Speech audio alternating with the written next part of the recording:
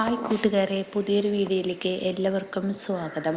അങ്ങനെ സുശീല സോനയോട് പറയാണ്, മോളെ ചില കാര്യങ്ങൾ ഞാൻ നടത്താൻ ഉദ്ദേശിക്കുന്നുണ്ട്. അമ്മ എന്താ ചെയ്യാൻ പോകുന്നത് അതൊക്കെ നീ ഒന്ന് ശ്രദ്ധിച്ചോളണം.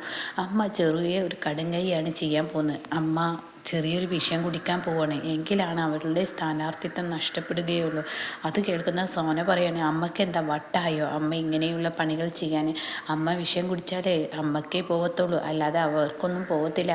എടി, എന്തായാലും ചെറിയൊരു ഉടക്ക് ഈ വീട്ടിലുണ്ടായത് ഇപ്പോൾ നീ കണ്ടില്ലേ. എന്തായാലും അവളിവിടെ കീടനാശിനി കൊണ്ടുവന്ന് വെച്ചിട്ടുണ്ടല്ലോ, പിന്നെ അതിൻ്റെ പേരിലാവാം ബാക്കിയുള്ള കാര്യങ്ങൾ നടത്തേണ്ടത്.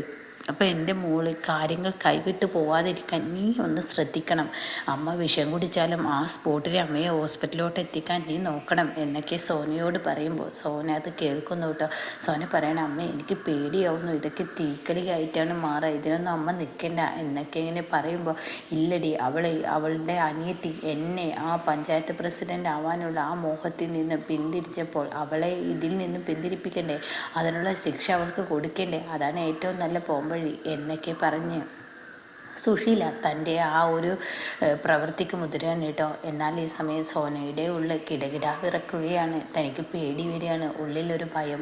എന്നാൽ ഇന്ദ്രൻ അനുപമയുടെ അടുത്തെത്തുമ്പോൾ അനുപമയാണെങ്കിലോ ആലോചിച്ച് നോക്കുമ്പോൾ, നീ എന്താ ഇങ്ങനെ ആലോചിക്കുന്നു? ഇല്ല, നിങ്ങളുടെ അമ്മയുടെ നാടകം കണ്ടു നിന്നതാണ് ഞാൻ. അവർ എന്തോ ഒരുങ്ങിയിട്ടാണ് ഈ വീട്ടിലോട്ട് വന്നിരിക്കുന്നത്, അതുകൊണ്ടാണല്ലോ ഇന്ന് വേണ്ട നാളെ വേണ്ട എന്നൊക്കെ പറഞ്ഞിട്ട് അവരുടെ ആ പ്രവൃത്തി അവർ ചെറിയൊരു ഉടക്കുണ്ടാക്കിയത്. അപ്പോൾ ഈ സമയം നീ എന്താ കുഞ്ഞമ്മ പറഞ്ഞത് മറന്നോ? അപ്പോൾ കുഞ്ഞമ്മയുടെ ആ രംഗം ഇങ്ങനെ കാണിക്കുന്നുണ്ട് കേട്ടോ.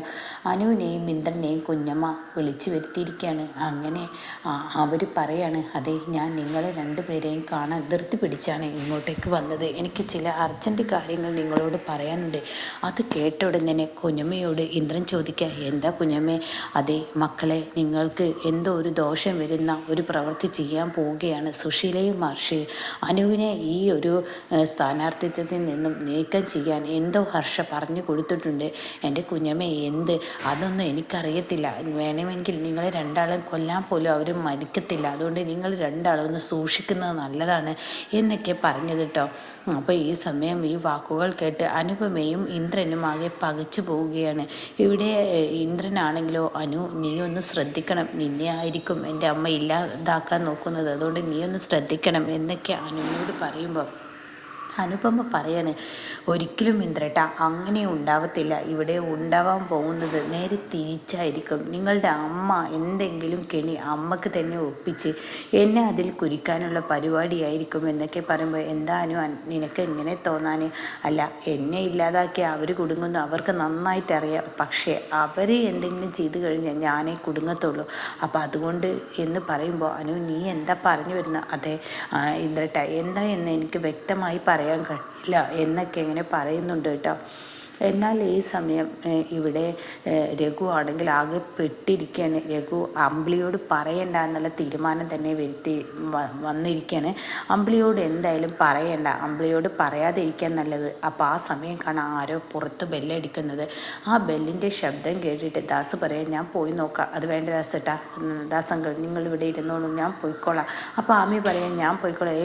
നീ പോകരുത്. അങ്ങനെ രഘു കഥക്ക് തുറക്കുമ്പോൾ രഘുവിൻ്റെ മുന്നിൽ വരുന്ന കാഴ്ച അത് വിനയനായിരിക്കും കേട്ടോ. വിനയനെ കാണുന്ന രഘുവിന് ദേഷ്യം കയറാണ്. എന്താ വിനയ, നീ വീണ്ടും വീണ്ടും ഞങ്ങളെ ഉപദ്രവിക്കാനാണോ? അപ്പോഴേക്കും ദാസ് എണീറ്റ് വന്നിരിക്കുന്നു. അങ്ങനെ ദാസ് ചോദിക്കാണ്, എന്താ വിനയ, നിനക്ക് എത്ര പറഞ്ഞാലും മനസ്സിലാവില്ലേ, നീ എന്തിനാ വീണ്ടും വീണ്ടും വന്നിരിക്കുന്നത്? അതെ, എൻ്റേതാവില്ലേ ആവശ്യം, അപ്പം അതുകൊണ്ട് നിങ്ങളെ കാണുക എന്നുള്ള ലക്ഷ്യം എൻ്റേതും കൂടിയാണല്ലോ, അതുകൊണ്ടാണ് ഞാൻ വീണ്ടും വീണ്ടും വന്നിരിക്കുന്നത്. എന്താ വിനയ, എന്താ വിനയന് വേണ്ടത്? വിനയന് വേണ്ടത് എന്താണെന്നെങ്കിൽ പറയൂ. എനിക്ക് വേണ്ടത് എൻ്റെ ഭാര്യയുടെ പ്രസവത്തിനുള്ള ചിലവിനുള്ള ക്യാഷ്, അതെനിക്ക് എന്തായാലും കിട്ടണം. എൻ്റെ ഭാര്യയുടെ പ്രസവത്തിൻ്റെ ക്യാഷിൻ്റെ ചിലവ് നടത്തുന്നത് ഞാനാണല്ലോ, അതിന് ഇവിടെ വന്ന് ക്യാഷ് ചോദിക്കുകയാണോ വേണ്ടത്? അത് അവനവൻ നയിച്ച് സ്വന്തമായ അധ്വാനത്തിൽ ഉണ്ടാക്കണം. അയ്യോ, എനിക്കെന്തായാലും ഇപ്പോഴത്തെ അവസ്ഥയിൽ ആരും ജോലി തരത്തില്ല. എൻ്റെ ഭാര്യയുടെ പ്രസവമൊക്കെ ഒന്ന് കഴിയട്ടെ, എനിക്ക് ആൺകുഞ്ഞങ്ങ് പിറക്കട്ടെ, പിന്നീട് എനിക്ക് വരാൻ പോകുന്നത് എന്താണെന്നറിയോ? രാജകീയ യോഗമായിരിക്കും. അത് ജ്യോത്സ്യം പറഞ്ഞിട്ടുണ്ട്. അത് കേട്ട ഉടൻ തന്നെ ദേഷ്യം പിടിക്കുകയാണ് കേട്ടോ രഘുവിന്. എടാ വിനയ, നീ മനുഷ്യനെ വെറുതെ ചൊറിയാതെ എൻ്റെ മുന്നിൽ നിന്ന് പോകുന്നുണ്ടോ? വേണ്ട, ഞാൻ ചൊറിയാനൊന്നും നിൽക്കുന്നില്ല. ഈ വീട്ടിൽ രഘുവേട്ടൻ താമസിപ്പിച്ചിരിക്കുന്ന ആ പെണ്ണ് ഏതാന്ന് ഞാൻ പറയണോ? അത് കേട്ട ഉടൻ തന്നെ താൻ എന്താണ് ഇവിടെ പറയേണ്ടതെന്ന് അറിയാതെ ഉടൻ തന്നെ എല്ലാവരും ഭയന്ന് പോവാണ് കേട്ടോ. എന്താ രഘുവേട്ട, അമ്പിളി ചേച്ചി അറിയാതെ വേറൊരു പരിപാടിയൊക്കെ രഘുവേട്ടൻ നടത്തുന്നുണ്ടല്ലേ? എന്നാൽ ഞാൻ എൻ്റെ ഭാര്യ അറിയാതെ ഒരു പരിപാടിയും നടത്തിയിട്ടില്ല. ഞാൻ ഉള്ളതുപോലെ എല്ലാവരുടെയും മുഖത്ത് നോക്കി പറയും. അതാണ് ആളുകൾക്ക് ഇഷ്ടമില്ലാത്തത്. സത്യം പറയാലോ, നിങ്ങളൊക്കെ ഓരോ പ്രവർത്തികൾ ചെയ്യുമ്പോൾ ഞാനൊരു തെറ്റും ചെയ്യുന്നില്ല. ഞാൻ എൻ്റെ ഭാര്യയെ കഴിഞ്ഞ് വേറെ എന്തും ഞാൻ ചെയ്തിട്ടുള്ളൂ. ഞാൻ ചെയ്യുന്നതിനാണ് നിങ്ങൾക്കെല്ലാവർക്കും കുറ്റം. എന്നാൽ നിങ്ങൾ ചെയ്യുന്നതിനൊന്നും ഈ അനന്ത മാഷിൻ്റെ പെമ്മക്കൾക്കും യാതൊരുവിധ കുറ്റവുമില്ല. അതാണ് എനിക്ക് മനസ്സിലാവാത്തത്. ഞാനുണ്ടോ വേറൊരു പെണ്ണിനെ തേടി പോയിരിക്കുന്നത്? അത് ഞാൻ ചെയ്തിട്ടില്ലല്ലോ. പിന്നെ ഈ പറയുന്ന നിങ്ങളുടെ അമ്പിളി ചേച്ചിയുടെ അനിയത്തി ദയ, അവൾ പണ്ട് ആരുടെ കൂടെ ഇപ്പോൾ മഞ്ചാടി, അത് അവർ ആരുടെ കൂടെ എന്നൊക്കെ പറഞ്ഞ് ഇങ്ങനെ തപ്പിപ്പിടിച്ച് സംസാരിക്കുകയാണ് കേട്ടോ. അപ്പോൾ ഈ സമയം ഇതൊക്കെ കേൾക്കുമ്പോൾ രഘുവിനെ അട്ടിമുടി കയറുകയാണ്. രഘു, കേട്ടോ നീ എന്താടാ കാണിക്കുന്നതെന്ന് പറഞ്ഞിട്ട് രഘു കഴുത്തിനെ അങ്ങ് പിടിക്കുമ്പോൾ, നീ എന്തിനാ വിനയനെ പോലെയുള്ള വൃത്തികെട്ടവൻ്റെ കഴുത്തിന് പിടിക്കുന്നത്? വിടു രഘു, അവനെ പോലെയുള്ളവനിട്. അങ്ങനെ പറഞ്ഞു കൊടുക്കുക ദാസങ്ങൾ. എന്നോട് എന്തെങ്കിലും കളിക്കാൻ നിന്നാൽ ഇങ്ങനെയൊക്കെ തന്നെ വരത്തുള്ളൂ. എൻ്റെ രഘുട്ടാ, ഞാനൊരു കാര്യം, ഒരു ചെറിയൊരു കാര്യമല്ലേ ആവശ്യപ്പെട്ടുള്ളൂ. എനിക്കൊരു 1,00,000 രൂപ തന്നാൽ മതി. എൻ്റെ ഭാര്യയുടെ ചിലവ് നടത്താനുള്ള ആ രൂപ അത് രഘുവേട്ടൻ തന്നില്ലെങ്കിൽ ഈ വീട്ടിൽ 2 ചെരുപ്പുകൾ കണ്ടത് പറഞ്ഞതുപോലെ ഞാൻ അവിടെ ചെന്നിട്ട് രഘുവേട്ടൻ്റെ കൂടെ ഒരു സ്ത്രീ ഇടയ്ക്കിടയ്ക്ക് നടക്കുന്നുണ്ട് എന്നുള്ള സത്യം ഞാനങ്ങ് വെളിപ്പെടുത്തും. അതങ്ങ് കേൾക്കുമ്പോൾ രഘുവിന് ദേഷ്യം കയറാണ് കേട്ടോ.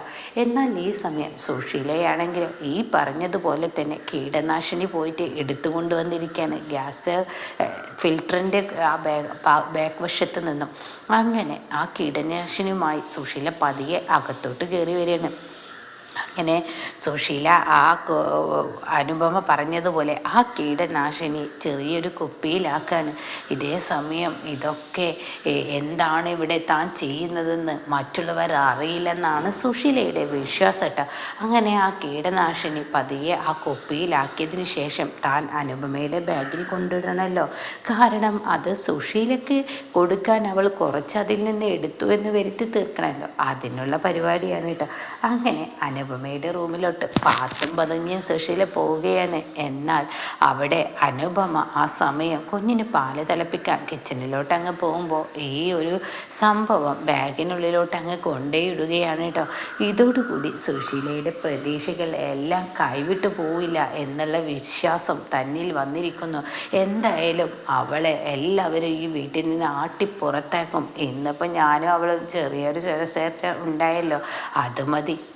എന്നെ ആരോ ഈ ഒരു സ്ഥാനാർത്ഥിത്തിൽ നിന്ന് ഒഴിവാക്കാൻ നോക്കുന്നുണ്ട് എന്നൊക്കെ പറഞ്ഞിട്ട് അങ്ങനെയൊന്നും ഉണ്ടായല്ലോ. അത് വെച്ചിട്ട് അങ്ങ് പിടിക്കാം. എൻ്റെ മോളുണ്ടല്ലോ, എൻ്റെ മോളോട് പറഞ്ഞിട്ടുണ്ടല്ലോ, മോളെ നീ എന്തായാലും ഈ അമ്മ എന്ത് വന്നാലും അമ്മയോടുള്ള വിരോധം കൊണ്ടാണ്, നിങ്ങൾക്ക് അങ്ങനെ ഒരു തോന്നൽ വന്നതുകൊണ്ടാണ് എൻ്റെ അമ്മയെ ഇങ്ങനെ ആക്കിയത് എന്നൊക്കെ പറഞ്ഞിട്ട് നീ അങ്ങ് പിടിച്ചോ എന്നും പറഞ്ഞു കൊടുത്തിട്ടുണ്ടല്ലോ. അപ്പം എന്തായാലും കളികൾ ഇനി ഇതിക്കും അപ്പുറമാണ്. സുശീല കുടിച്ച വിഷത്തിന് സുശീലക്ക് തന്നെ പണി കിട്ടുന്ന ആ കിടുക്കൻ സിഗ്നാണ് കേട്ടോ.